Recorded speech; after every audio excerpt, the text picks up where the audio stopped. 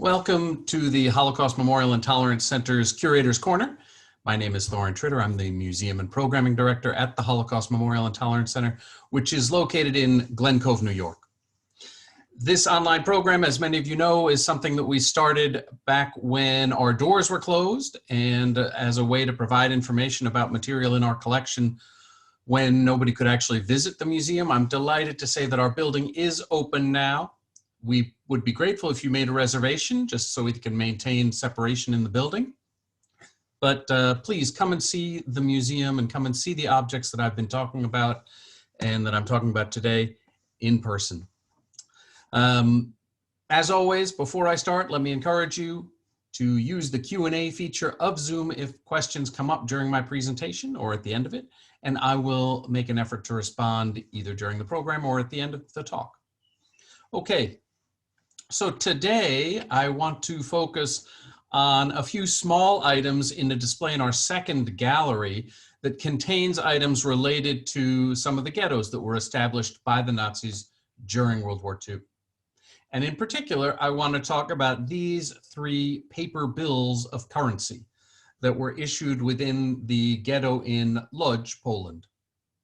And before I go on to say more about those bills, let me just say a word about pronunciation. Most Americans pronounce the city of L-O-D-Z as Łódź. But as many of you know, the accents in Polish change the sound of the letters.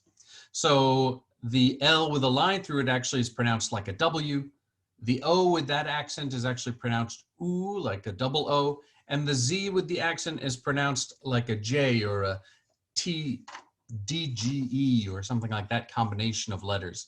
So while most Americans say Łódź, the Polish pronunciation is actually Łódź. I'll admit, however, that I do tend to say Łódź as it's more familiar to Americans, but I know I should say Łódź, and I'll encourage you to do the same. Regardless of the pronunciation, here's a closer view of the currency on display in our museum. I think you can see that these bills are worth three different denominations, or come in three different denominations. The one on the top left is the 1 mark note. On the top right, it's the 2 mark note. And then on the bottom is a bill that was worth 50 pfennig, so half the value of the 1 mark. You're seeing here the front face of the 50 pfennig and 1 mark notes, and the obverse, the backside of the 2 mark note, which I think you can see has the serial number, unlike the others. Here you actually see the front side of all 3 notes, and I think you can see a few unifying themes in the design, like the menorah that stands in the background of each. And here's the backside of all 3 notes, which you generally can't see in our museum, with the values written out in words on each of them. So ein, zwei, and 50 pfennig, the 50 pfennig note. I want to point out some of the words on these bills as they hint at the larger context. As you may note, the back side of the 1 and 2 mark notes and the front side of the 50 pfennig note includes some writing and a signature. The wording is the same on all 3 notes, although it's printed perhaps most clearly and most in the most legible font on the 50 pfennig note. Here you can see a close-up of the wording and that signature, which translates to the elder of the Jews in Litzmannstadt, and over the signature of a Mordechai Chaim Ramkowski. Litzmannstadt was the name the Nazis gave to the Polish city of Łódź, one of the biggest industrial centers in Poland in 1939, with a pre-war population of over 670,000, about a third of whom were Jews in 1939. As for Ramkowski, he is a name you may well be familiar with, as he is remembered as one of the Jews who abused the power that the Nazis gave him, and in turn was murdered by his fellow Jews after being deported to Auschwitz in 1944. Let me back up and say a little more about Łódź, or Łódź. The Nazis launched their invasion of Poland, as I'm sure you know, on September 1st, 1939. They took the city of Łódź only 7 days later, on September 8th. And by November, the Nazis had annexed Łódź into the Reich, making it part of Germany as distinct from the other parts of occupied Poland that were incorporated into the general government, shown here in the pale yellow, or annexed to the Soviet Union in the green. As part of the integration into the city, integration of the city into Germany, the Nazis renamed it in honor of Karl Litzmann, a former German general from World War I, who was an early member of the Nazi Party, but who had died a couple of years before the Nazi attack on Poland in 1939. The Nazi choice to honor Litzmann was part of a larger effort that sought to overturn the German loss during World War I. In 1914, General Litzmann had led the German victory in the World War I Battle of Łódź, where the Germans defeated the Russians and the Germans took control of the city. Of course, regardless of that individual victory, that battle, the Germans surrendered in 1918 in defeat. And in the Versailles Treaty, the city of Łódź was incorporated into the restored nation of Poland, an independent nation, and taken away from Germany. German troops in Łódź were disarmed by the local population, and Łódź became a Polish city. That was in 1918. Calling the city Lichtenstadt was an effort to roll back history and suggest what would have happened had the Germans been victorious in 1918. Regardless of the name, once the Nazis occupied the city in 1939, they began a process that was replicated in cities all over Poland with the goal of containing the Jews so they could be deported. Remember that in 1939, the Nazis were not yet thinking about genocide. Instead, they sought to expel all the Jews from Nazi territories to make the areas free of Jews. And the first steps in that process were registering the Jews, confiscating their property, and then forcing them from their homes and into centralized ghettos where they could be held until deportation.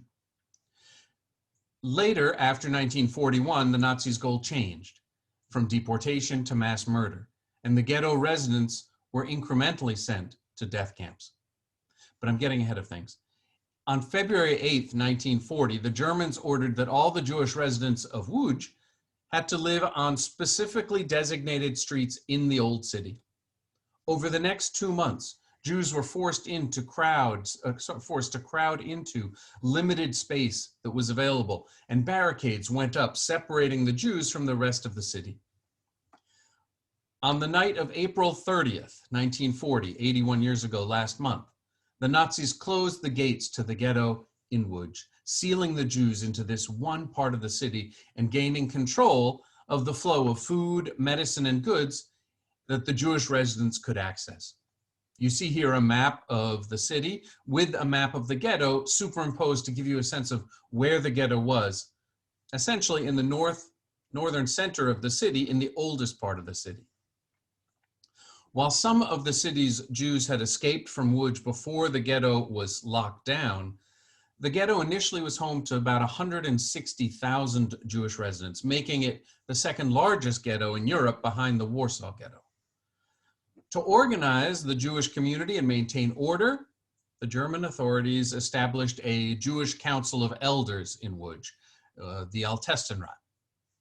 The Nazis then appointed Chaim Romkowski, a 62-year-old man who'd run an orphanage in Lodz before the war and had been an insurance agent, to head the Jewish Council. As it said on the currency, he was named the Elder of the Jews in Lichtenstadt. Romkowski, who you can see here on the left, reported directly to the Nazi administrator Hans Biebauf and was granted unprecedented powers to maintain order in the ghetto. He ran the ghetto police.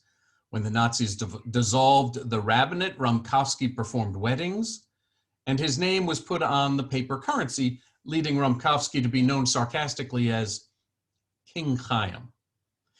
His most powerful role, however, was as the person who oversaw the creation of the lists required by the Nazis of which Jews would be deported. And it was the way that he wielded that power over life and death, acting as an enabler for the Nazis, that was why he was labeled as a collaborator. I'll come back to the deportations in a minute, but let me talk more about the money that we show in our museum. you'll note that there is a word printed on all the notes, Quittung. Quittung means receipt in German. So these paper currencies are actually receipts, a clue about the Nazi financial policies for Jews. As part of the process of moving into the ghetto, the Nazis confiscated all the currency held by Jews of whatever nationality or denomination and exchanged those notes for these receipts. These receipts then circulated in the ghetto as a paper currency. All of the currency shows the same date of issue, May 15th, 1940. Remember, the ghetto was sealed on April 30th. And one of the first tasks that Rumkowski and the Altestenrat was given was to come up with a design and print this new currency. I'll add that the Łódź currency was one of the first ghetto currencies put into circulation by the Nazis, but similar types of unique ghetto currencies were soon produced in most of the ghettos in the occupied territories. The use and spread of the ghetto currencies was part of a well thought out plan by the Nazis. First, the new ghetto currency facilitated what would otherwise have been clearly called robbery. The Nazis confiscated any paper currency, money that had a value that was accepted across Europe, and in exchange gave the Jews worthless pieces of paper that was only useful in the ghetto. Imagine today if somebody took all the cash in your wallet and gave you monopoly money in the same value in its place. The fact that you gained some new paper to fill your wallet would not change the fact that you'd been robbed. And that was the situation for Jews in Łódź. But the exchange also sustained a myth of relative normalcy.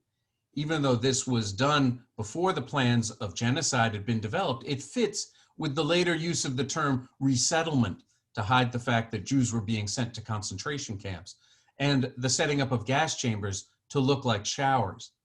The Nazis, even as they forced the Jews into prison-like ghettos, used the currency exchange to sustain the image of ghettos as places where Jews could live normally, where they would have money, where they would be able to buy and sell things.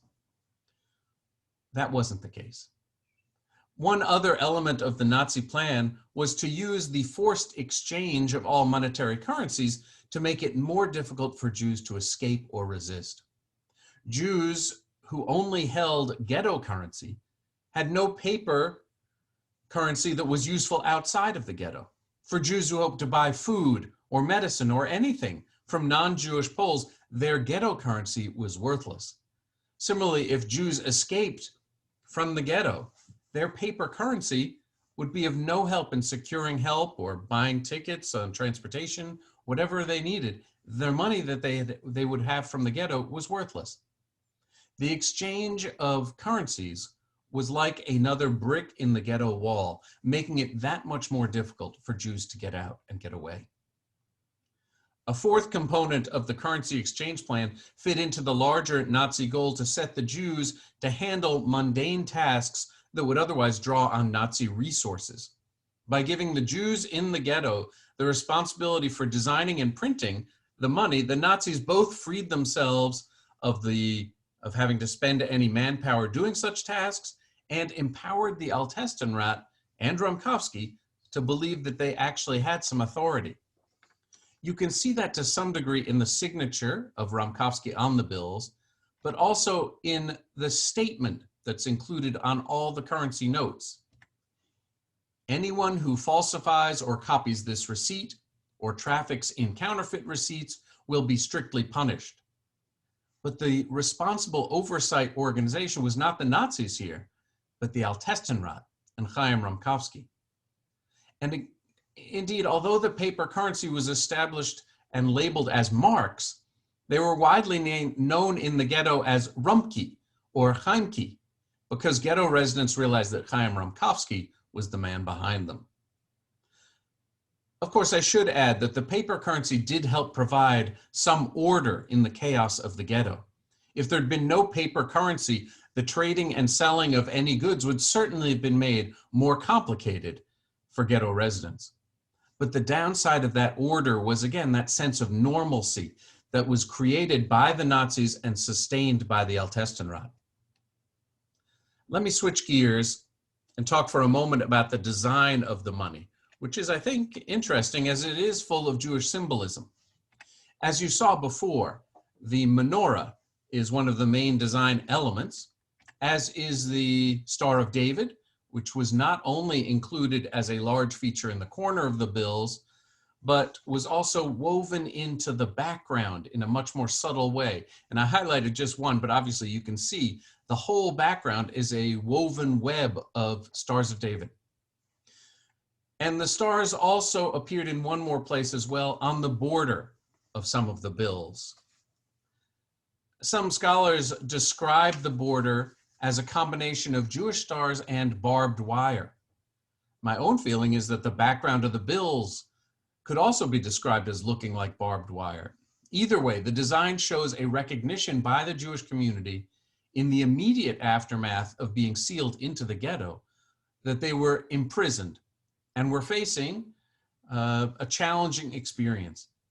And perhaps were trying to use the money as a way to publicize their condition to anyone who got hold of a copy of the currency. Although not on display in our museum, we also have in our collection a later form of currency that was circulated in the ghetto in Łódź, which was not paper money, but coins.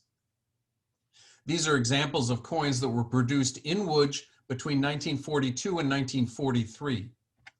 Like the earlier paper currency, they were produced by the Altestenrat and were labeled as receipts, you can see here, but in some different denominations. Whether as coins or as paper money, the currency circulated in the ghetto and was used as payment to Jews for some of the work they did in the factories in Łódź. And perhaps no ghetto was as productive as the one in Łódź. I mentioned at the beginning of my talk that Łódź had become a major industrial center even before the Nazi invasion. When the Nazis occupied the city, they sought to use the existing factories and labor pool for the needs of the military and the greater German Reich.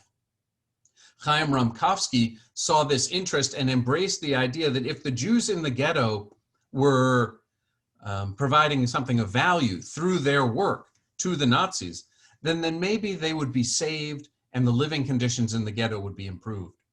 With that in mind, Ramkowski pushed residents to work 12-hour days in abysmal conditions on starvation diets to produce things like uniforms, clothes, furniture, and electrical equipment for the German military. By 1943, 95% of the adult population in the ghetto in Łódź were employed in more than 117 different workshops. This map of the ghetto shows some of these factories marked with the black dots. And indeed, partially because of the productivity of the Łódź Ghetto, the Nazis did not fully murder everyone in Łódź until August of 1944, long after other ghettos had been emptied. That's not to say, however, that all the Jews in the Łódź Ghetto survived until August of 1944. At the end of December of 1941, about 18 months after the ghetto had been established, the Nazis ordered Ramkowski and the Altestenrat to select 20,000 residents of the ghetto to be deported to an undisclosed camp. They claimed it was resettlement. After much debate and argument, the Altestenrat came up with a list of 10,000 names, people who they identified as potential criminals or people who were unable or refused to work. Unbeknownst to the Altestenrat and Ramkowski, those 10,000 Jews were taken to the first of the Nazi death camps located in Chelmno, about 30 miles north of Łódź, where they were murdered. Another 30,000 were deported to Chelmno in February of 42, 11,000 more in May, and 15,000 in September of 42. By the time of the deportation in September of 1942, Ramkowski and the Altestenrat had begun to realize that the deported Jews were actually being murdered, as their clothing and other personal effects were actually returned to Łódź for processing. The remaining Jews in the ghetto began to suspect that deportation meant death, but didn't really realize the larger scale of operations that the Nazis were undertaking. In September of 1942, when a new German order demanding 24,000 Jews be handed over for deportation, Rumkowski made a choice that remains a source of anger today. Convinced that the only chance for Jewish survival was in showing the Nazis how productive Jews could be, Rumkowski called on ghetto residents to fill the next deportation list with family members who could not work, the elderly and their children. In a speech that's hard to read, Rumkowski announced, "A grievous blow has struck the ghetto. The Germans are asking us to give up the best we possess, the children and the elderly. I never imagined I would be forced to deliver this sacrifice to the altar with my own hands. In my old age, I must stretch out my hands and beg, brothers and sisters, hand them over to me. Fathers and mothers, give me your children."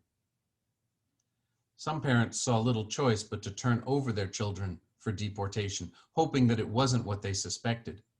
Other families committed suicide in collectives rather than respond.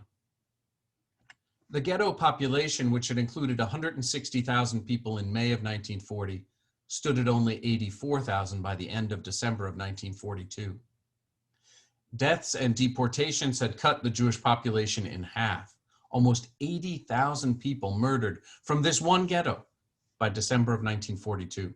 The numbers are staggering. The ghetto currency is a reminder of those numbers and the murderous policies enacted by the Nazis. The money is also a reminder of the way the Nazis used work as a way to hide the truth about what they were doing, encouraging Jews to believe that through working harder, they could be saved. The famous sign over the entrance to Auschwitz and other camps that read "Arbeit macht frei," work sets you free, was another part of this same lie. However, as the Jews in the ghetto gradually learned about what deportations actually meant, they increasingly saw through that lie and turned their energies into resistance.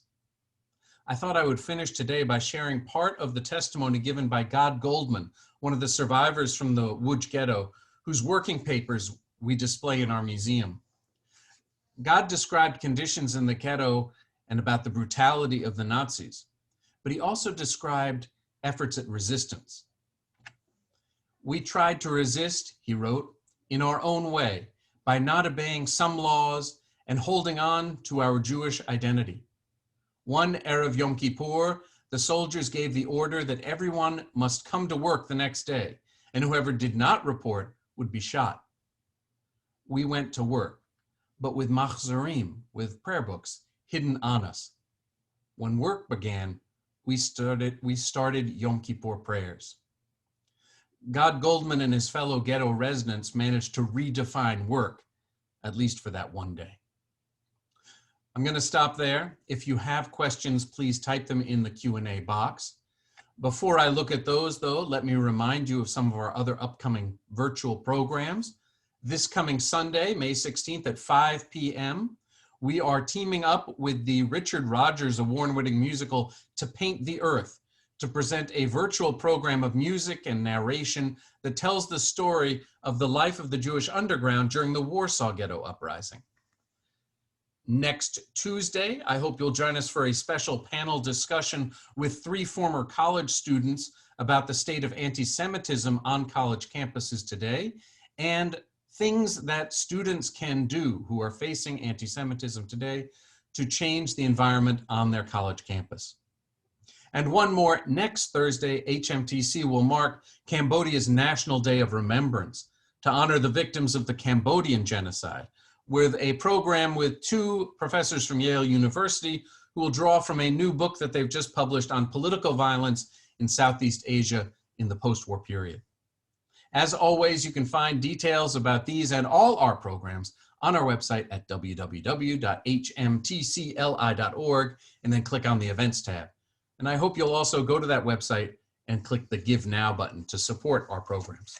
Okay, let me take a look at some of your questions. Okay, I see a few of them. Great. Was mail allowed into and out of the ghetto? There's no single answer as far as I understand.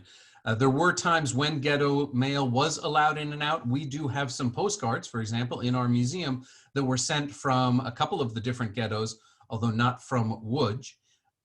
And those, whatever mail was sent when it was allowed, of course, was carefully read by censors, Nazi censors. And so those writing them any letters out had to be careful of what they said. And similarly, mail coming in was inspected by the Nazis. Were there people who tried to prevent people who were Jewish from going into the ghetto? Absolutely. There were actually, in Łódź, there were two police forces stationed at the gates to the ghetto. There was a Jewish police force run by Chaim Ramkowski that was inside the ghetto, but also marking the entrance point. And there was also the Nazi guards who were stationed on the outside of the ghetto to prevent people from coming in. The fear that the Nazis had, or the concern, was that non-Jewish people entering the ghetto might bring things in that the Nazis wouldn't have control over. And so there were people allowed in, but they were overseen by the Nazis. And then the Altestenrat also had to oversee what was going on to prove to the Nazis that they were maintaining order. Somebody else poses a comment. She says she just saw the film called Final Account. It's composed of interviews of SS officers in their 90s talking about what they knew and what they did during the war. Oh, that's very helpful. I know that, I haven't seen that film. I know that the Liberation 75 is doing a big film series. I'm not sure if that was one of the films that was available through that, but I'll definitely check it out and encourage others to do the same. Okay, well, thanks very much for tuning into our program, and I look forward to seeing you at some of our other programs soon. Have a great day.